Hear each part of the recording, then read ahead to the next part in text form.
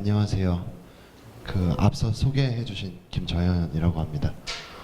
저는 앞서 소개해주신 대로 딜라이트라는 회사 창업해서 운영을 하고 있고요.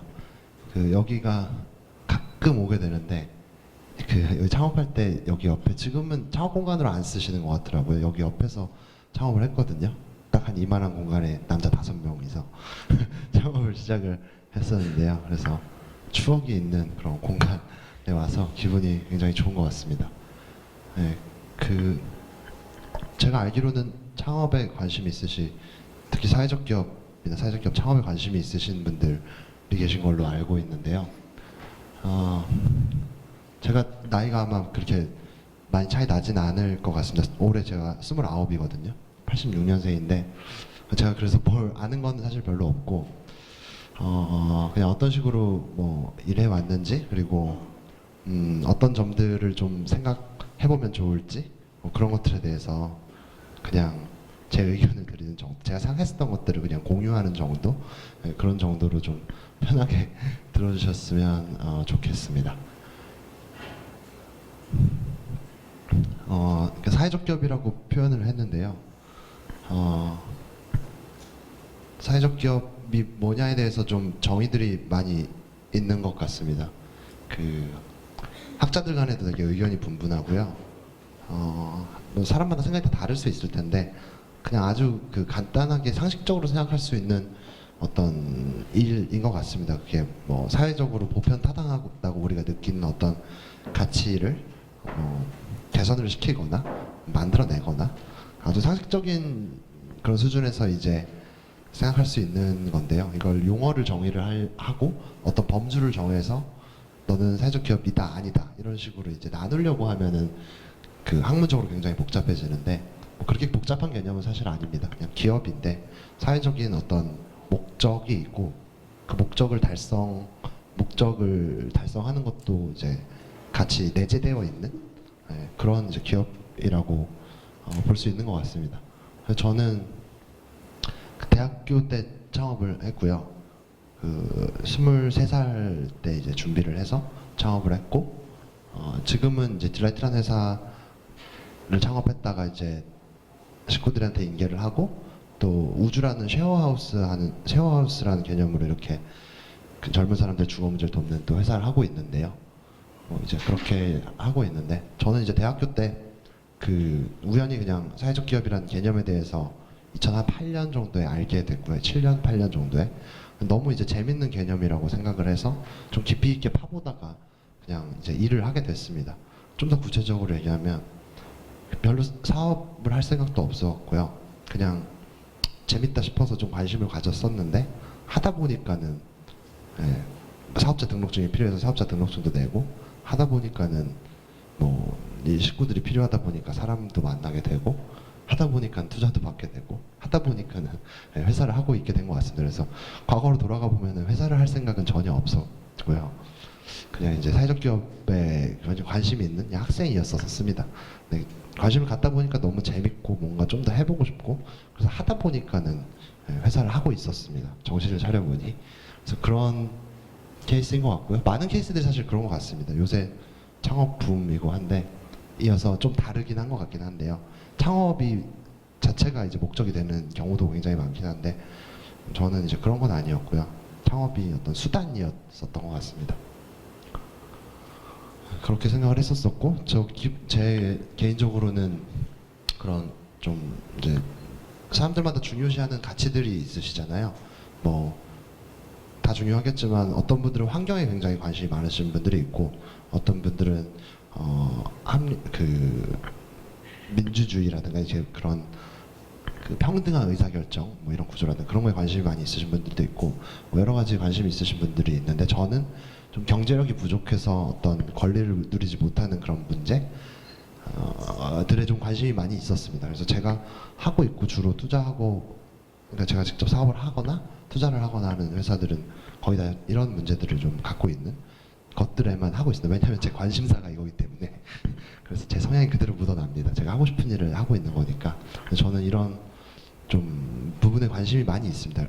네, 그래서 그런 배경에서, 네, 시작을 하게 됐고요. 그리고 이제 한 사례인데요.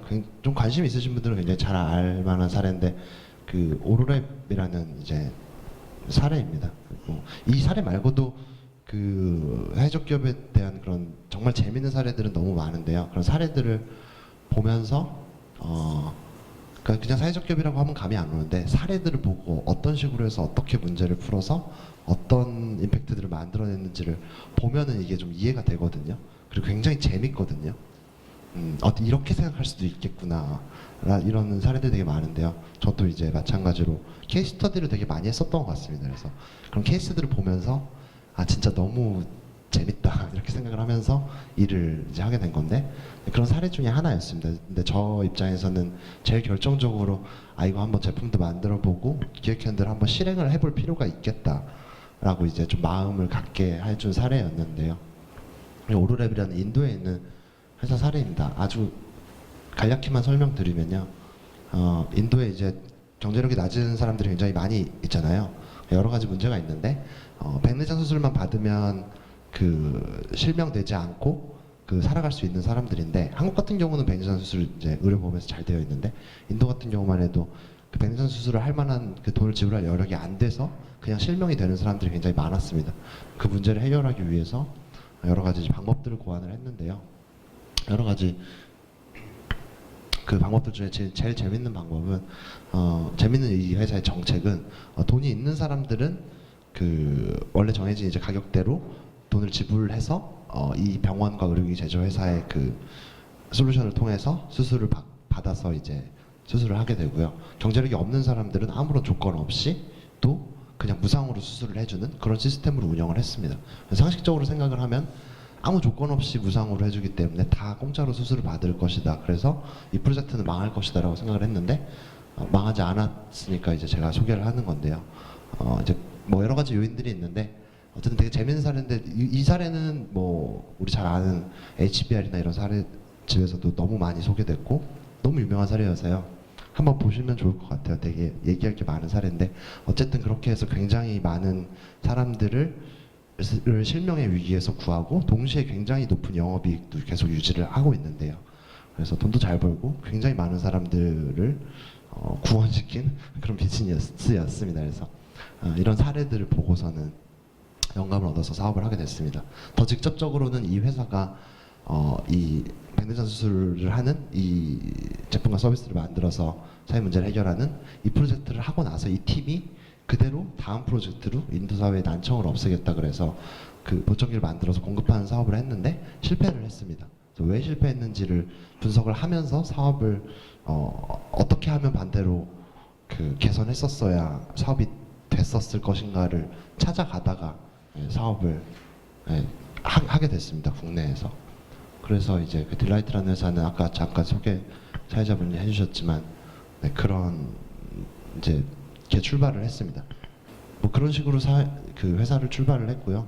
뭐 간단히 설명하면 그 제품이 그 여러 가지 그 제품도 새로 이제 더 저희 목표는 이제 낮은 가격에 사람들이 접근할 수 있는 가격 수준에 무상으로는 어려웠고 접근할 수 있는 가격 수준의 제품을 공급해서 경제력이 부족하더라도 자기가 이제 경제력 있는 사람들은 얼마든지 돈을 주고 자기 난청을 해결할 수 있는데 경제력이 없는 대다수의 우리 한국의 노인들은 그게 이제 안 되니까 그 사람들이 가능한 가격으로 어떻게든 제품을 만들어서 공급하자라는 이제 목표를 갖고 여러 가지 일들을 해서 어쨌든 뭐 지금까지는 현재까지는 성공적으로 회사를 운영을 해오고 있습니다. 이제 그런 회사고요. 그래서 지금 회사는 이 회사 같은 경우는 대표는 정확히 제가 아닙니다. 저는 이제 13년 말부로 이제 사임을 했고 이제 저희 이제 식구들이 일을 해나가고 있는데요.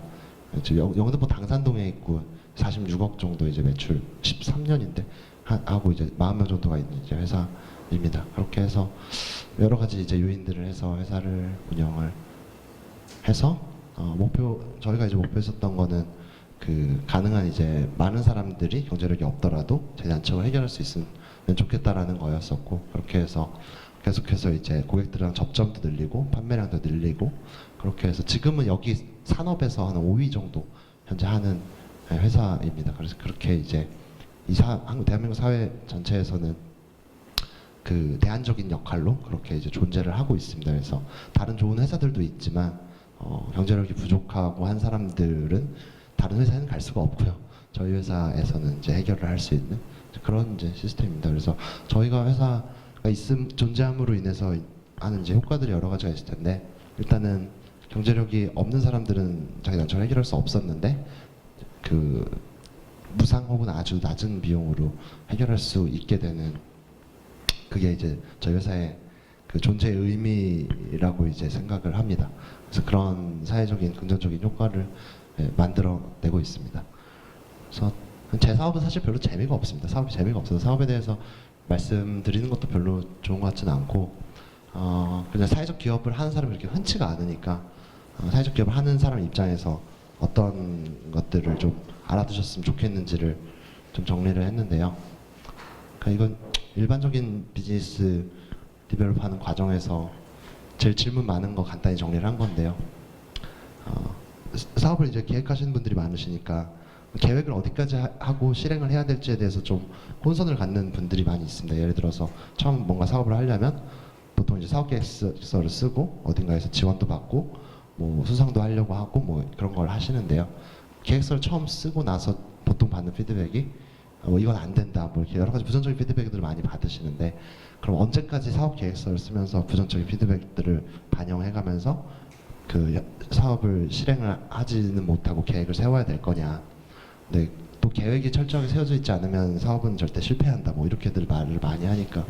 근데 이제 저도 조그맣게지만은 투자를 하고 있고 엑셀러레이팅을 하는 입장에서 이제 많은 전문가들이랑 얘기를 해보면 계획도 중요한데 제일 중요한 거는, 계획은 그 당시에 세울 수 있는 최선의 만큼만 계획을 하고, 제일 중요한 거는 필드에서 얻는 그런 데이터를 가지고 계속 계획을 세워 나가는 건데, 그래서 굳이 뭐가 중요하냐고 봤을 때는 실행을 하는 게 되게 중요한 것 같고요.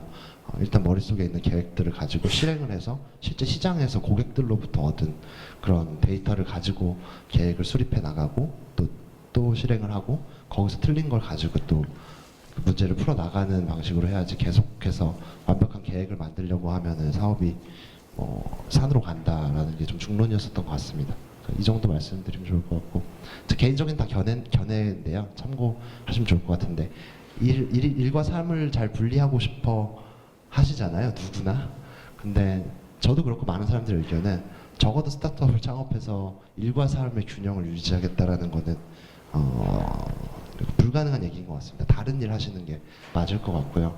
일이 곧 삶이고 삶이 곧 일인 그런 삶을 몇 년간 살 수밖에 없고, 그게 즐거워야 할 수 있는 일인 것 같습니다. 그래서 적당히 뭔가를 해서 할 수 있는 영역은 아닌 것 같습니다. 그래서 일과 삶이 어떻게 분리해서 해야 되느냐라는 그런 질문들을 많이 받는데, 보통은 다 창업하신 분들, 뭐 벤처 1세대들 보고 분리라는 거는 그거는 너무 이제 배부른 소리인 것 같습니다. 그래서 그런 생각을 마음가짐을 갖는 게 좋은 것 같고요.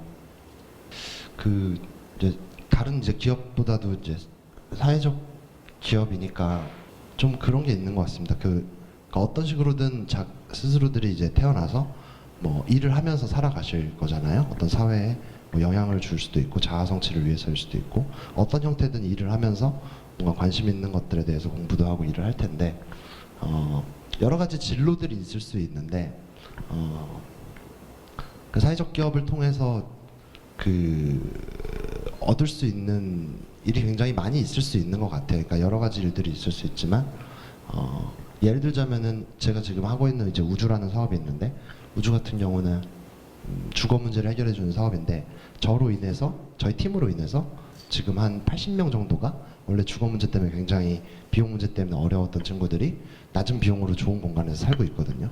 그 사람들한테 긍정적인 변화를 만든 거잖아요. 딜라이트 같은 경우도 여태까지 몇만 명의 사람들한테 원래는 돈이 없어서 계속 그 난청을 가진 채로 살았어야 되는 사람들이 난청을 해결해서 뭐 사회로도 복귀가 되고 뭐 경제 활동도 시작하시고, 그래서 많은 사람들의 인생을 바꿀 수 있다라는 측면에서 굉장히 능동적으로, 그런 측면에서 사회적 기업이라는 어떤 직업도 굉장히 매력이 있을 수 있는 부분인 것 같습니다. 물론 돈도 잘 벌어야죠.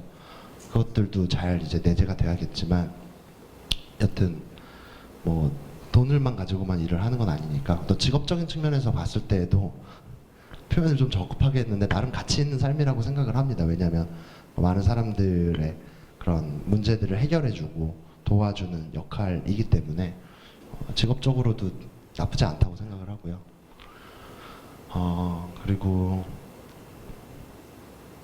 그 좀 많은 분들이 좀 그 착각이라고 표현할 수도 있는 것 같기도 하고 좀 본질을 보지 못하는 경향들이 좀 있는 것 같은데 그러니까 사회적 기업을 한다라고 해서 이렇게 껴맞추는 경우들이 좀 많이 있는 것 같습니다. 사회적 기업이니까 예를 들어 취약계층의 인력들을 고용하면 사회적 기업이다 뭐 이런 식으로 그냥 그 어떤 용어를 맞추기 위해서 용어나 정의에 맞추기 위해서 일을 맞추는 경향들이 좀 있는 것 같은데 사실 그 용어라는 것 자체가 의미가 없거든요. 그리고 용어라는 것도 사실 사회적 기업이라는 개념도 이런 현상들이 계속 나타나니까 이거를 정의하고 커뮤니케이션 하기 위해서 용어를 정의한 것 뿐인데 어떤 그 용어의 정의라든가 남들이 얘기하는 거에 어떤 비즈니스를 맞추려는 경향들이 특히 사회적 기업은 되게 많은 것 같습니다.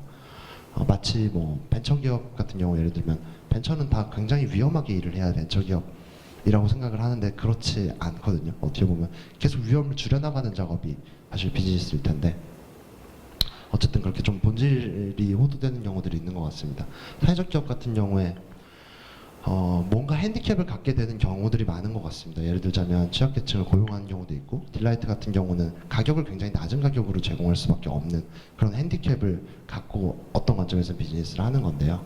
그런 어떤 그래서 다른 비즈니스랑 약간 다를 수 있는 그런 어떻게 보면 핸디캡이라고 표현할 수 있는 그런 부분이 그 비즈니스가 전체적으로 성공하고 널리 퍼져나가기 위해서 연결될 수 있는 어떤 핵심적인 역량이랑 연결이 안 되는 경우들이 많이 있는 것 같습니다. 예를 들자면은 딜라이트 같은 경우는 소득이 낮은 많은 사람들한테 그 무상으로 거의 무상으로 제품을 공급을 했기 때문에 굉장히 그 유저들에 한해서는 굉장히 브랜드가 빠르게 알려졌습니다. 그래서 그런 어떤 핸디캡도 있지만 반대로 그런 정책으로 철학으로 운영을 했기 때문에 그 철학을 좋아해 주시는 고객들도 굉장히 많이 왔고 또 그 굉장히 그 타겟 고객들 중에서는 많은 사람들이 저희 브랜드를 인지를 하게 됐고 또 그들이 이제 구전을 통해서 브랜드를 빠르게 그 전파를 시켰습니다. 그래서 그런 역할들이 회사 전체가 성장하기 위해서 굉장히 중요했는데요.